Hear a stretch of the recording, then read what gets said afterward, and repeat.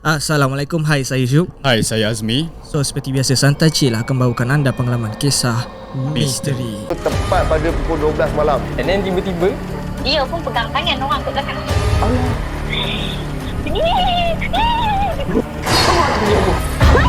kau tahu tak, aku nampak apa? Kau nak mati ke? Dia menari tu, dia terpanjang-panjang macam tu kan.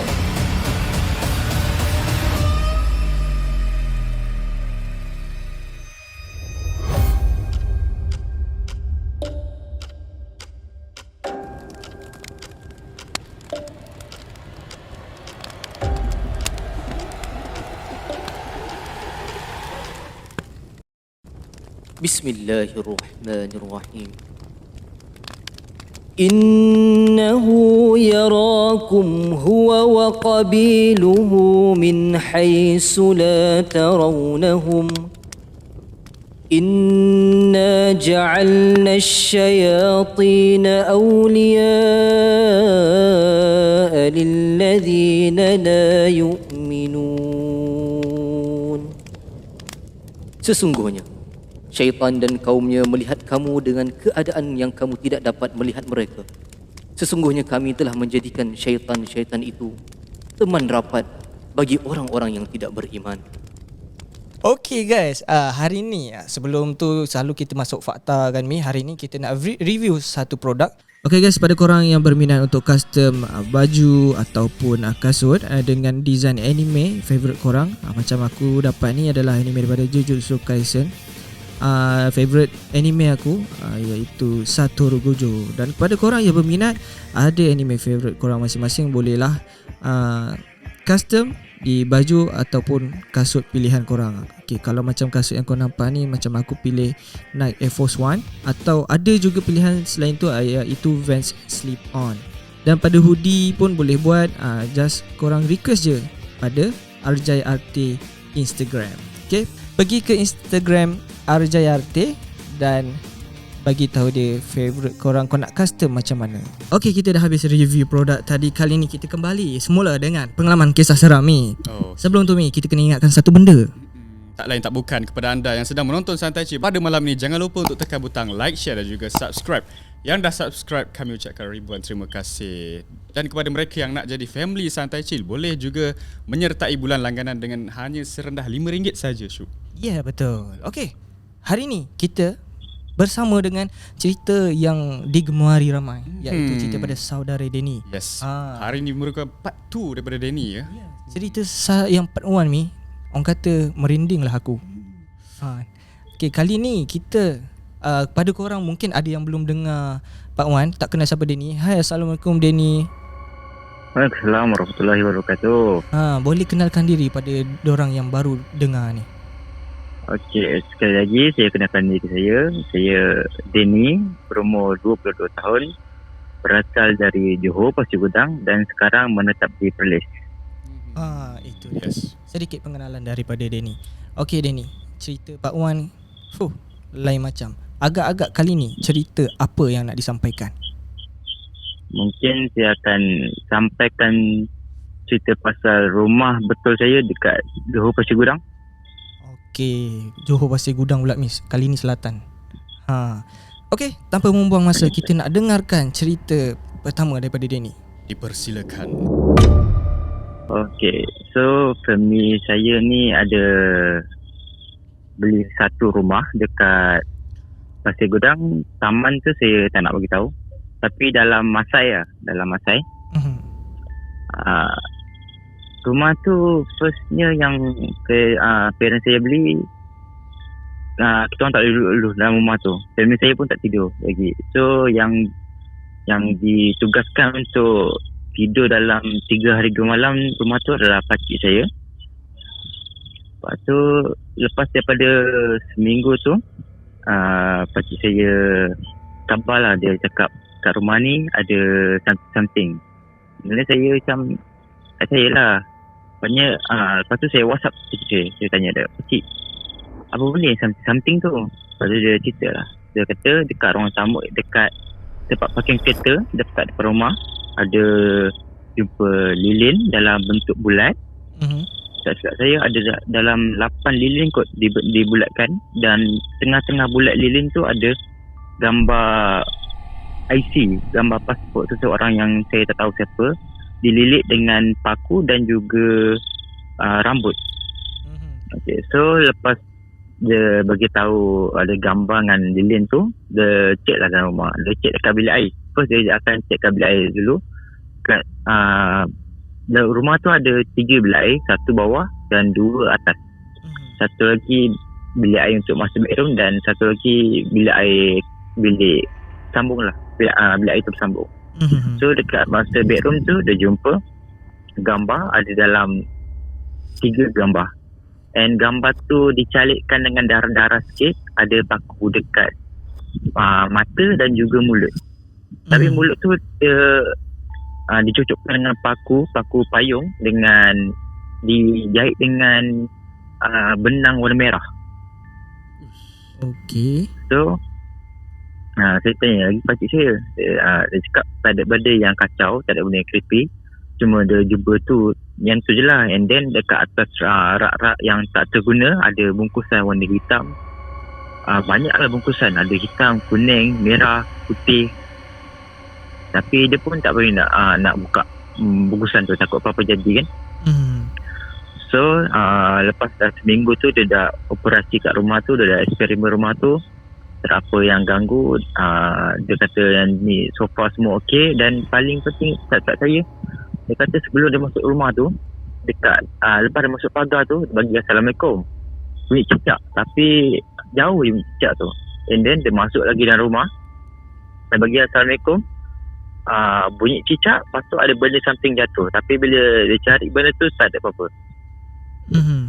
So yang tu gangguan kecil lah. Dia pun dia tak ambil pot sangat lah pasal benda tu. So dia kata kat plan kita orang, rumah so far so good, okay semua. Okay. So seminggu kita orang nak sampai ke rumah tu, ayah saya carilah pakar seorang ustaz, suruh ni kan pagar rumah tu ataupun samar rumah tu. Dan lepas sama-sama apa semua tu, so dalam seminggu tu juga kita orang duduk, okey, semua okey, tak ada apa-apa gangguan. Cuma kadang-kadang blackout lah rumah tu, blackout, tak ada air. And then kadang-kadang rasa meremang sikit-sikit, macam tu je lah. Then ada sampai satu hari, tak silap saya, hari Khamis malam Jumaat, ayah saya panggil cousin saya daripada Kelantan. Cousin saya ni dia tablik dekat Kelantan. So dia datang. Okey. Dia datang time tu, kami operasi kat rumah tu dalam masa sebulan. Sebulan tu juga kami kena kacau dalam masa sebulan tu. So lepas dah time dia nak on the way ke Johor tu, dia bawa lah barang-barang kami daripada rumah lama kan. Dia tolong bawakan sebab dia ada van, dia tolong bawakan. Dia bawakan pindah ke Johor. And then time kita orang tengah angkat-angkat tu, tiba-tiba time dia tengah angkat kerusi tu, kerusi dia macam kerusi kayu yang ada span tau. Dia macam kerusi kayu lama-lama lah, macam kerusi antik lah, macam lebih kurang macam tu lah. Time dia tengah angkat tu, tiba-tiba kerusi tu terjatuh sendiri kat daripada tangan dia. Dan saya tengok tangan dia keju macam tu. So dia suruh adik-adik saya masuk. Yang keluar cuma saya, ayah saya dan dia, dan cousin saya tu. Lepas nak beritahu, depan rumah saya tu ada pokok mangga dan juga pokok kelapa sawit. Tapi dia bukan kelapa sawit lah, yang dia pokok dia rendah sikit tu. Tu pokok apa saya lupa lah. Sebab pokok saya tak tahu ni pokok Kelapa sawit juga kan, cuma dia baka yang pendek kan. Dia lebih kurang macam tu lah, tapi dia tak berbuah. Okey. Takkan pokok kurma lah. Dia something like that lah, saya tak tahu. Tapi yang tu lah pokoknya. And then tengah lepas kursi tu dia jatuh, dia kata tangan dia kebas. Dia suruh saya ambil gayung. Saya ambil gayung dengan air kat depan rumah tu dapat. So saya ambil lah. Time ambil tu saya dah boleh feel dia punya meremang dekat muka saya, dekat belah badan belah depan saya tu meremang gila kau lah. Saya boleh rasa macam hampir nak pingsan juga lah. Saya rasa meremang tu. Dan tiba-tiba saya jadi nervous. And then saya bawa cepat gayung tu ke cousin saya. Dia baca-baca apa semua. Dia kata dekat atas pokok tu ada 2 yang bertinggi. Atas pokok? Atas pokok ada 2 yang bertinggi.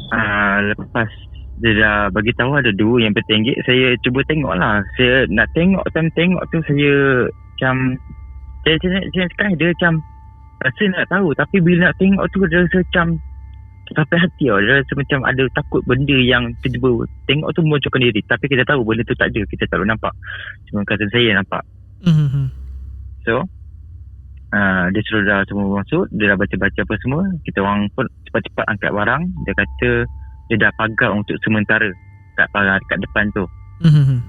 So firstnya yang silap kita orang, time kan saya ada cakap yang ayah saya tu panggil ustaz dengan seorang pakar untuk sama pagar rumah kan. Silapnya time kita orang masuk tu, kita dah bagi salam, tapi time kita nak buat kerja tu, kita orang nak mop lantai tu, kita orang buka lagu. Kita bukan buka lagu nasyid ataupun doa-doa, tapi kita orang buka lagu yang fun-fun. Tu silapnya. So pagar tu terbuka lah sikit. So after that kereta ni feel lain macam lah. Buka pintu sikit Okay, boleh. Okay, so lepas dia dah settle apa semua, dia dah baca-baca, kita orang pun ambil barang daripada vendor, masukkan rumah cepat-cepat. Then dia suruh saya, tentu yang azan saya dengan dia je. Ayah saya jaga adik-adik saya kat bawah. So saya ambil uduk, dia suruh ambil uduk apa semua.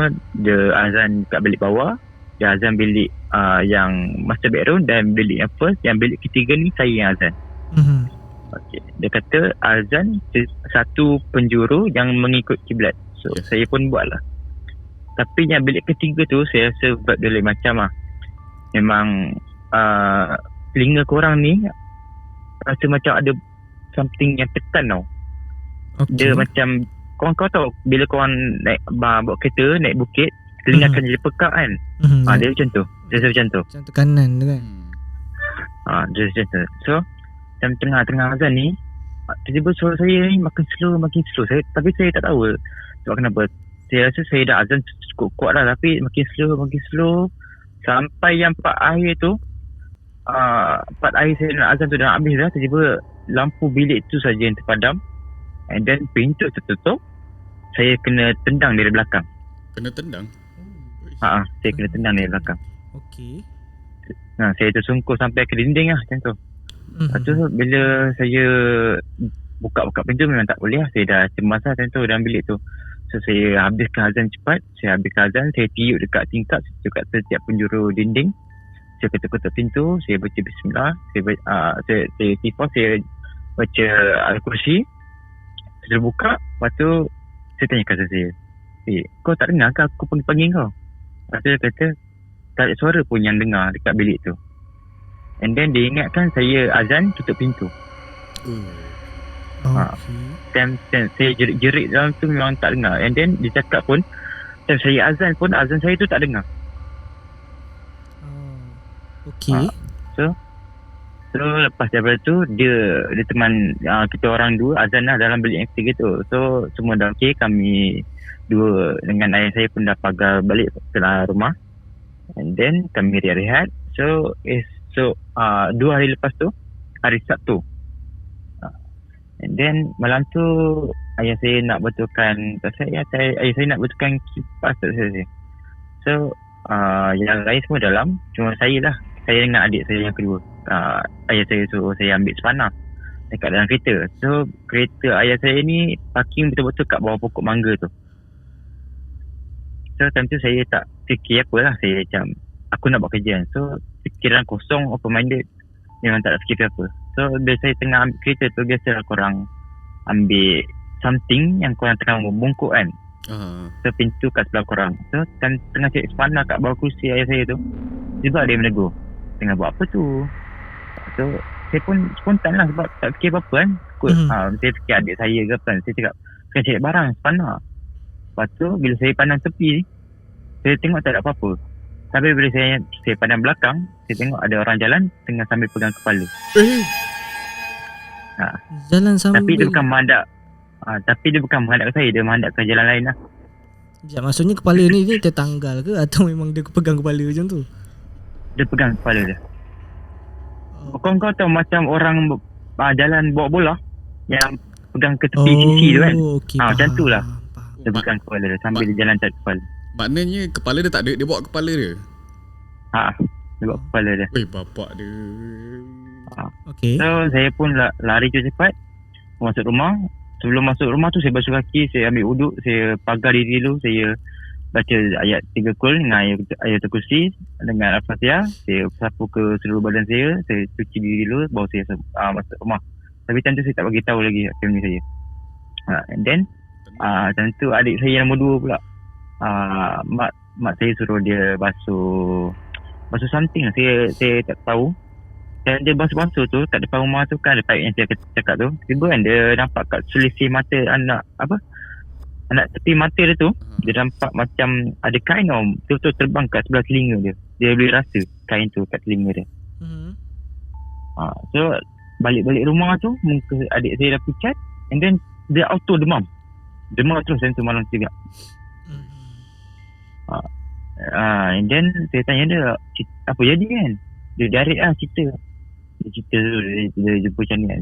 Saya rasa dia punya dahi wah panas betul, memang panas. Lepas tu panggil lah yang cousin saya tu, so dia ubatkan, so dia sembuhkan adik saya balik kan. Lepas tu dia dah berubat apa semua, dah okey alhamdulillah. Cuma saya tak cerita lagi masalah yang apa saya jumpa, apa yang saya hadap, saya tak cerita, cuma saya diam lah. And then pada settle apa semua tu, ayah saya dah settlekan kipas apa semua, alhamdulillah kipas dah okey. Cuma yang ada sikit-sikit lah, yang tu pun tak penting lah, sebab yang tu untuk tambahan-tambahan kan. So saya tidur dekat bilik yang kedua. Bilik yang ketiga ni adik saya, tentu bilik tu kosong. Bilik tu still kosong. Ya, adik-adik saya semua tidur kat bilik master bedroom dengan mak saya apa semua. Cuma saya seorang tidur yang bilik kedua. So bila naik tangga tu, master bedroom tu belah kanan, and then bilik yang kedua ni belah kiri. So bilik saya dengan bilik yang ketiga ni sebelah-sebelah kan. So tengah-tengah tu ada lampu. Kalau contoh macam Syuk dengan Azmi jalan tengah-tengah tu, bayang korang boleh nampak tau dekat bilik yang kedua tu. And then time saya tengah main phone tu, so saya nampak ada shadow lalu. Dia lalu macam slow. Lepas tu saya tengok dekat tangga tak ada siapa jalan. Saya tengok dekat bilik mak saya, adik saya 4 orang ada. 4 orang ada yang tu. Lepas tu saya tanya, korang ada jalan dekat tengah-tengah ada ke? Lepas tu orang cakap tak ada. Sebab diorang time tu diorang tengah sibuk main game dekat laptop. So saya macam mungkin orang lain kot. Tapi time tu cousin saya semua dah balik tau. Ayah saya keluar, yang ada mak dengan adik saya dan saya. Itu je lah. Then saya masuk balik bilik. Saya still main phone lagi. Tiba ada lagi benda lalu. Tapi kan ni laju. Lepas tu saya macam tengok lagi. Tengok tak ada apa-apa. Saya tengok adik-adik saya still semua main game. Tentu mak saya dah tidur. Okay. So yang ketiga ni, dia macam kuajar sikit lah benda tu. Dia lalu, saya menampak bayang tu, betul menampak shadow kat bilik saya. Dia lalu, tiba-tiba dekat bingkai dinding tu kan ada pintu dinding. Dan saya nampak shadow tu, nampak kepala je, seolah-olah dia tengah menjenguk saya. Oh, dia tinjau lah. Dia tinjau macam tu lah. Meremang babe. Astagfirullahaladzim. Okay. InsyaAllah. Okay. Dia tinjau macam tu. And then saya buat bodoh lah. Saya dah tahu ada benda something kan. Tapi saya kuatkan diri, saya kuatkan iman saya. Sampai ada satu tahap tu dia tarik rambut saya sampai saya terhantuk kat dinding.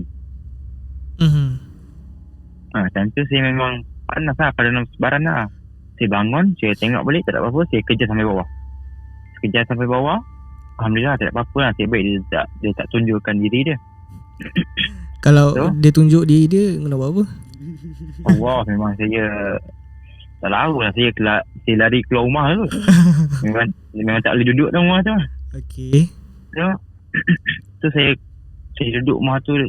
Saya rasa yang paling banyak kena kacau saya lah dalam kat rumah tu. Sampailah ada pakcik saya ni saya panggil dia cik adik. So dia kata dia nak tolong tengok-tengok kat rumah lah. Dia nak repair elektrik apa semua. So lepas dah repair elektrik tu, ada dah ni apa, dia beri cat. Sebab tentu kita orang nak cat kat dinding, dinding dekat dapur, belah dapur.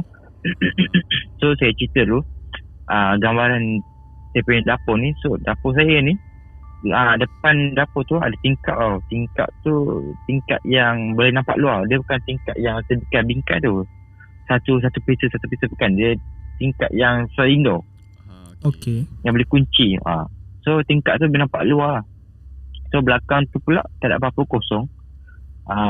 Sebelum buat garas, belakang tu kosong, tak ada apa, tak ada bumbung, memang kosong lah. Ada rumput-rumput, daun macam tu lah. And then dia dah tu blackout. Dia betulkan balik. Dia betulkan balik apa semua. Dan time kita orang blackout tu, saya dengan mak saya dan adik-adik saya je yang ada. Dan tu cik adik pakcik saya ni, dia keluar dengan ayah saya. Dia beli mentol dan cat. Tengah blackout tu, kita orang tunggu dalam masa hampir sejam juga blackout tu. Saya dah cuba nyalakan balik. Saya tolak-tolak apa yang tertolak. Takut ada sesuatu yang tertolak kan. So saya tolak balik. Saya tak boleh menyala. Kita orang dah buka surah apa semua. Sambil buka switch yang tertolak tu, saya tak menyala juga lampu. Dan then sampailah pakcik saya datang. Dia buat apa semua. Tapi style dia ni, dia bukan baca bismillah. Dia tak mulakan dengan bismillah. Dia kata macam ni, jangan kau kacau family aku anjing. Macam tu. Dia cakap macam tu. Okey. Dia tolak situ, pop dia nyala. Dia cakap macam tu. So current apa semua, elektrik semua dah ada balik. And then mak saya pun suruh lah dia dengan saya start cat dinding. So kita orang cat dinding kat dapur tu. Pintu dapur tu terbuka. Memang sebab panas kan, kat dapur tu tak ada kipas lagi. So kita orang biarkan pintu buka supaya angin masuk lah. So time tengah cat tu, saya bukan cat kat bawah. Dia seorang yang panjat. Sebab kat tangga tu tak ada yang untuk letak barang tau. Tangga tu macam tangga biasa. So saya tekan cat, dia tengah cat kat belah ceiling kat atas. Dan tengah-tengah cat tu dia kata, Long, aku rasa macam ada someone yang tengah usah kita kat luar. Alhamdulillah. Lepas tu saya tanya dia kan, apa dia kan? Aku tak nampak apa-apa pun. Sebab saya kadang-kadang bahasakan diri dia aku kau. Kadang saya pakcik Along macam tu lah. Cik adik Along macam tu. Lepas tu saya cakap dia, aku tak nampak apa-apa pun. Saya cakap, kau tengok tu betul. Lepas tu saya pun cari dekat tingkap, cari dekat jenjiran yang lain lah. Memang tak ada pun yang tengok kita orang tengah chat. Lepas tu dia kata, ada, cuba kau tengok tu betul. Lepas tu saya tengok tak ada. Tapi rasa berembang tu ada. Lepas tu dia kata, aku malas tengok. Lepas tu saya cakap dia, cuba cik adik tengok sendiri. Dia tengok, rupanya dekat betul-betul kat depan tingkap dapur kita orang tu ada seorang kakak yang tengah tengok kita orang tengah buat kerja. Okey. So dia suruh saya tutup pintu. Dia kata, Long, kau tutup pintu cepat. Lepas tu saya cuba tutup pintu tu. Tapi seolah-olah pintu pagar luar tu dengan pintu dalam tu ada macam benda tarik tau. Tak bagi saya tutup pintu dengan pagar tu. Memang kuat. Dia ibaratkan 8 orang yang tarik pintu tu dengan lawan saya seorang. Dia ibarat macam tu lah. Orang tak bergerak pintu tu. Sampai dia kata, Cik, pintu tak ada tutup. Dia turun, dia maki-maki hantu tu. Lepas tu alhamdulillah pintu dia tutup. So alhamdulillah kerja dah settle apa semua. Saya pun dah pagar-pagar sikit dapur tu. Alhamdulillah cat semua dah berjalan lancar. Lepas tu sampailah keesokan harinya, malam tu kan saya kata pokok mangga tu kan, yang pokok macam kelapa sawit tu, dia tak jadi apa-apa sangat. Memang tak ada apa-apa pun dekat situ. So yang pakcik saya ni, dia cuba nak tebang pokok tu dengan parang. Dia tebang sikit-sikit lah. And then mulanya tentu saya teman pakcik saya. Saya tengok dia tebang pokok tu. Dia nak tebang pokok tu. Tengah-tengah tebang ni, tiba parang tu boleh bengkok. Tapi saya macam dia bengkok dengan yang tempat pemegang dia tu patah. So saya macam tak apalah, sebab parang tu parang lama kan. Parang tu dah berkarat. Sebab parang tu memang asal dari rumah tu. So saya pun tak expect apa-apa lah. Sebab parang tu dah parang tua, orang dah tak jaga ke. So malam tu juga kita orang on the spot pergi ke DIY, beli parang baru. Lepas tu kita orang cari lah, kita orang pinjam parang dekat rumah member pakcik saya ni. Dan tu memang parang, dua-dua parang yang kita orang guna tu berkilat lagi. Berkilat lagi, ada tag lagi. So tengah-tengah nak tebang pokok tu, tiba-tiba dua-dua parang tu patah. Belum tebas dah patah. Okey. Hello. Okey. Tadi server putus. Okey. Situasinya macam mana tu? Boleh terangkan sikit macam mana tiba-tiba dia patah tu? Tengah-tengah nak parang anak-anak pokok tu, tiba-tiba parang yang saya pegang ni patah dua. Parang yang dia pegang tu bilah dia patah terus. Belum sempat libas lagi. Tak, time tengah libas tu patah. Maksudnya Danny pun libas sekali lah masa tu. Dia dah bawa libas sekali macam tu. So macam pokok ni macam ni. So macam tu, esok paginya tu ayah saya cari PO kan, suruh upah orang lah, suruh potong pokok tu. Time diorang kata pun, time diorang datang tu, datang ke rumah saya tu, dia kata macam-macam ada halangan yang nak kacau diorang supaya bagi diorang ni tak boleh tebang pokok tu. Macam-macam ada halangan. Tiba-tiba saya diorang pancit, tiba-tiba minyak diorang tak cukup. Lepas tu sampai diorang kata diorang batalkan lah. Diorang cakap diorang akan datang lain hari lah. So ayah saya dan family saya pun tak tahu nak buat macam mana rumah tu. Kita orang dah cari macam-macam pakar dengan ustaz, suruh pagar rumah tu, pagar pokok tu apa semua. Ini sampailah tahun lepas semuanya okey. Alhamdulillah semuanya okey. Pokok tu pun dah bertebang, kita orang dah tebang apa semua. Time kita orang tengah tebang pokok tu, kita orang ditemani oleh seorang pakar lah. Dia lebih kurang ustaz lah. Dia teman kita orang. Dia baca-baca something, and then dia dah lepas dah baca-baca apa semua, dia suruh okey, dah boleh start tebang. Semua tebang, alhamdulillah semua dah okey. Itu je jalan cerita yang kedua. Okey, ni adalah gangguan di rumah kami, di mana kita nampak pokok ni tempat dia ni. Kan? Boleh jadi tu tempat dia. Boleh jadikan pokok tu sebagai perumah lah kalau tak silap aku lah kalau berdasarkan cerita Danny ni. Okey, Danny, saya ada satu soalan. Sebelum Danny kemas tu kan ada buat pagar dulu kan? Ya, pagar dulu. Okey, rumah tu dipagar. Dan lepas tu Danny cakap masa nak kat rumah tu masa kemas, benda yang silapnya Danny dan yang lain buat buka lagu, bukannya ayat Al-Quran, betul kan? Dan Danny cakap pagar yang dibuat tu tadi dia dah macam dah terbuka ataupun dah longgar sikit longgar kan. Itu siapa yang bagi tahu dan apa situasi yang buatkan benda tu dapat detect pagar tu dah terbuka? Yang dapat detect tu cousin saya tu lah. Dia memang dia dapat rasa pagar ni dah terbuka kan ni, macam tu lah. Terus mula-mula dia tanya dekat ayah saya, sebelum datang rumah ni dah dipagar belum? Lepas tu ayah saya cakap dah. Lepas tu dia tanya lagi, tadi ada buka lagu apa-apa tak? Lepas tu kita orang cakap lah, kita buka lagu jiwa-jiwa 80-an, lagu-lagu moden macam tu kan. Lepas tu dia kata dia dah terbuka sikit ni, ada lubang-lubang sikit. Oh, okey. Jadi maksudnya pagar tu dia nampak lah dia nampak. Okey. Dia tapi dia tak nak bagi, dia bila saya tanya dia cakap dia tak nak bagi tahu. Dia tak nak bagi tahu apa tu? Dia tak nak bagi tahu pagar tu macam mana. Faham. Okey. So saya macam tak lah. Dan jadi kerja siap, apa semua siap. Okey, sebab aku ingat ni ada peristiwa macam ada nampak something kat dalam yang buatkan dia orang pagar ni dah tak jadi sebab tadi dah buat kan. Pasal pagar ni banyak juga aku dengar Mi ada orang yang nampak tau, jenis yang nampak pagar ni.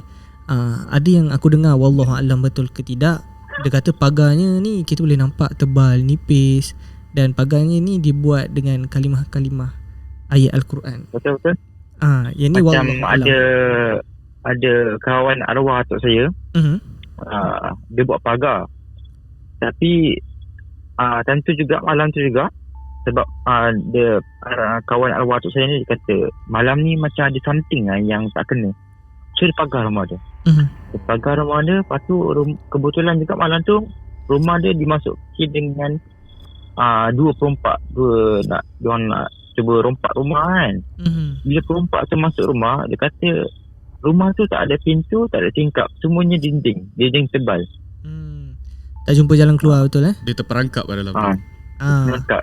Dia macam saya tahu ni, saya belajar pasal pagar ni, ada orang pakai pagar guna anjing. Tapi anjing tu cuma orang luar yang menampak, kita tak boleh nampak.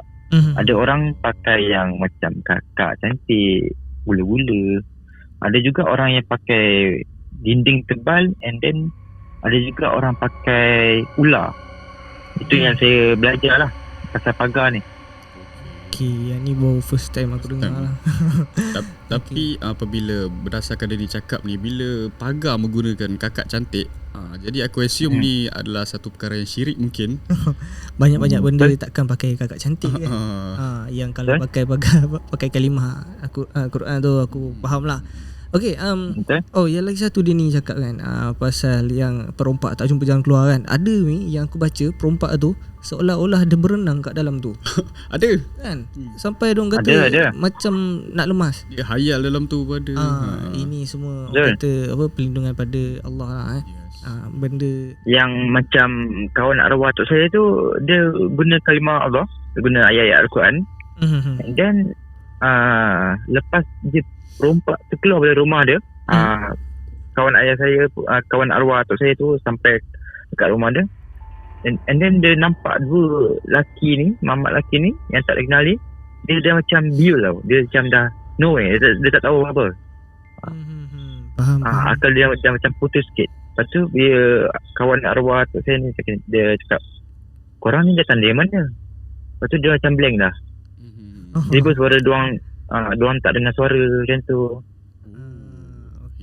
Hilang kawalan Sebelum tu Mi, kau ada apa-apa nak cakap? Ada sikit lah. Kita sebagai umat Islam, apabila kita nak berpindah ke tempat baru, kediaman baru, nak menghuni ke tempat-tempat baru kan, sebagai Muslim dan juga orang Islam, kita disarankan untuk membuat doa kesyukuran ataupun doa selamat supaya kita dilindungi oleh Allah yang Maha Satu. Dan lagi satu, Syuk, walaupun kita berada di rumah sekarang kan, kediaman sekarang, ada sabda Rasulullah mengatakan bahawa apabila kita keluar daripada rumah, kita meninggalkan tempat tidur kita selama 4 hari, minimum 4 hari atau lebih, akan ada yang menghuni tempat tidur kita itu. Jadi apabila kita balik, kita kenalah membaca sesuatu, membaca kalimah-kalimah Allah supaya kita dihindari daripada perkara-perkara yang tidak diizinkan, yang tidak diingini. Jangan kau masuk-masuk tu buka lagu, kau joget pula kan. Nanti ada benda lain juga berjoget. Okey. Jadi yalah, kita ada surah-surah lazim yang boleh diamalkan kan. Dan itu juga sebagai satu alat perlindungan sebenarnya. Contoh ayat 4 kul, ayat kursi, even Al-Fatihah pun adalah satu ayat pelindung yang bagus sebenarnya untuk kita. Dan sepatutnya kita dah, orang kata family lah dia patut dah hafal dah benda ni. Okey, kita bagi laluan kepada Danny pula. Mungkin ada kata-kata yang nak disampaikan kepada subscriber Santai Chill. Okey, untuk subscriber dengan penonton-penonton Santai Chill, setiap tempat ni ada penghuni dia. So kita sebagai umat Islam, kita kena beradab lah selalu. Jangan lupa adab Islam tu dengan adat kita punya gaya tu, kita kena jagalah. Yang penting adabnya terjaga. Di mana-mana tempat yang kita berada, kau dekat kau tengah lepak ke, tengah buat apa-apa ke, everything lah, adab tu mesti terjaga. And then saya suggestkan kepada korang, kalau korang yang lepak-lepak sampai lewat pagi tu, balik tu cepat-cepatlah pagar diri. Ada yang tak ikut. Kita mungkin tak tahu, tapi setiap kalau kita balik lambat pagi, lewat pagi ni, mesti akan ada ikut. Walaupun kita tak nampak, kita tak tahu, tapi akan ada. Benar. Betul. Yep. Ataupun aku bagi tips, dah sampai depan pintu rumah tu, first bagi salam kan. Dah bagi salam tu, 3 cool dulu. 3 cool dulu. Lepas tu barulah masuk dengan langkah kanan kita ikut sunnahnya, insya-Allah perkara-perkara ni kita dapat hindari. Okey, rasanya mesti ramai minta cerita Danny part 3 ni Mi Ya, aku pun tak puas lah dengar ni. Danny ada cerita lagi Ada. Mungkin yang ketiga ni saya cuba beranikan diri lah. Saya cerita pasal saya punya pengalaman silat saya. Menarik ni. Menarik. Rasanya kita nak dengar cerita ni lagi. Korang pun mesti nak kan. Kalau nak boleh komen nak kat bawah, supaya kita dapat request daripada Danny. Yep. Janganlah tak ada kan. Kalau tak ada kita minta kan, kau tak tengok. Okey Mi. Okey, kepada anda terima kasih kerana sudi menonton Santai Chill pada malam ni. Kepada anda jangan lupa untuk tekan butang like, share dan juga subscribe. Yang dah subscribe, ribuan terima kasih. Jumpa lagi pada episod akan datang. Assalamualaikum. Bye-bye.